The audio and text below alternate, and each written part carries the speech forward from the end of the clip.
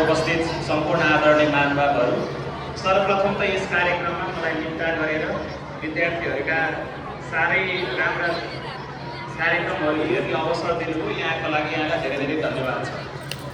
मैले यहाँसँग अत्यन्त छोटो समय लिन्छु।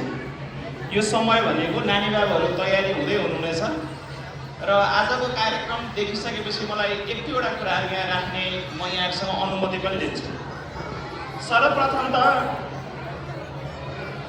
मैले बिहान लगभग कार्यक्रम सुरु हुनुभन्दा 15-20 मिनट अगाडि आएर आजको कार्यक्रम कस्तो रहेछ, विद्यार्थी भाइ बहिनीहरूले के कस्ता प्रस्तुति गर्दो रहेछन् भनेर प्रिन्सिपल म्यामसँग एकछिन छलफल गर्ने अवसर पाएको थिएँ र म विद्यालय शिक्षामै काम गर्ने भएको नाताले गर्दाखेरिमा जस्तो राम्रो कार्यक्रम यहाँले प्रस्तुत गरिदिनु भयो, विद्यालय परिवार र शिक्षक साथीहरूलाई धेरै धेरै धन्यवाद बधाई दिन चाहन्छु। सबैले एकचोटि ताली पिटेर उहाँलाई बधाई दिनुहोस्। र मैले एउटा कुरा के थप्छु भने अहिलेको जमानामा विद्यालयलाई त्यति सजिलो छैन। किन सजिलो छैन भने बदलिँदो समाज, बदलिँदो परिवेशमा कति पढाउने, विद्यार्थी भाइ बहिनीहरूलाई के पढाउने, कसरी पढाउने भन्ने कुरा अत्यन्त अन्योल पाएको देख्छु। म धेरै विद्यालयमा घुम्दाखेरि जाँदाखेरि उहाँहरूले भन्नुहुन्छ अब कसरी अगाडि बढ्ने, कस्ता कस्ता क्रियाकलाप गराउने भनेर। तर यस विद्यालयले जुन निर्धक्कता साथ हामीले सिकाउने यस्तो विषयवस्तु हो, हामी यसरी अगाडि बढ्नुपर्ने छ भनेर जसरी कन्फिडेन्सका साथ एक्टिभिटी गर्नुभयो, यहाँलाई धेरै धेरै धन्यवाद छ।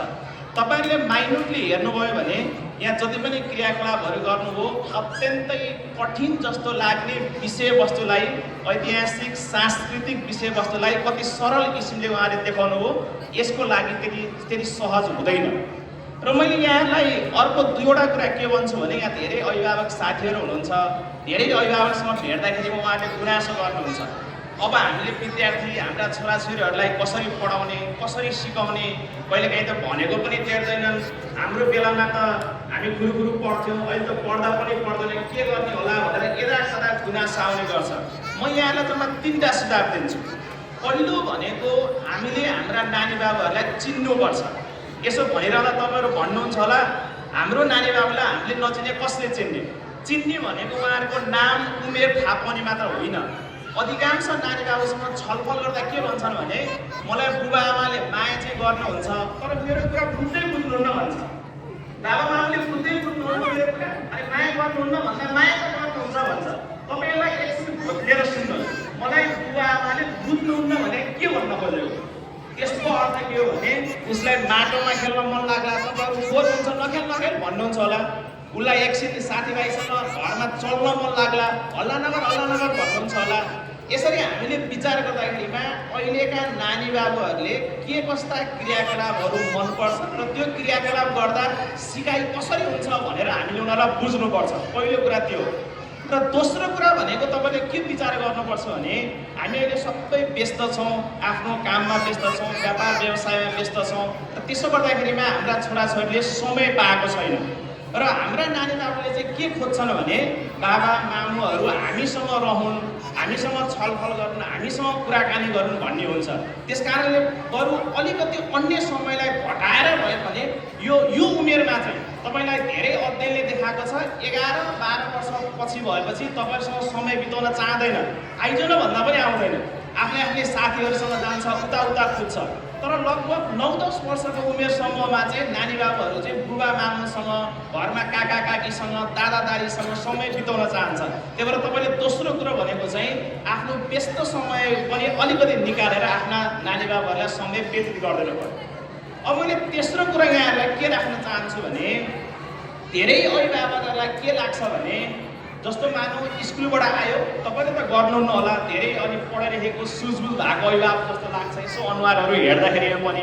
तर कतिपय ठाउँमा बच्चालाई बस स्टप देख्ने बित्तिकै आज होमवर्क कति छ, घर जाने बित्तिकै होमवर्क गर्ने है, हिजो जस्तो चल्ने होइन, खालि हिजो पनि चाँडो सुत्या छ, जाँच आइसक्यो, यस्तो पनि हुन्छ, त्यसो कहिल्यै नभन्ने। बच्चालाई कम्तीमा लिएर आउने बेलामा हामीले आज विद्यालयमा के खायो, को सरम्यामहरू आउनुभयो, के रमाइलो गर्यो, कोसँग खेल्यो, तिम्रो मिल्ने साथी आएको छ कि छैन, एकछिन उनीहरूसँग छलफल गर्नु पर्यो, कुराकानी गर्नु पर्यो। यसो हेर्ने बित्तिकै हेर लुगा कस्तो फोहोर पारेर आएको, अब कसले धुन्छ यो, त्यस्तो नभन्ने। नानी बाबुले फोहोरै पारेर आउने हो,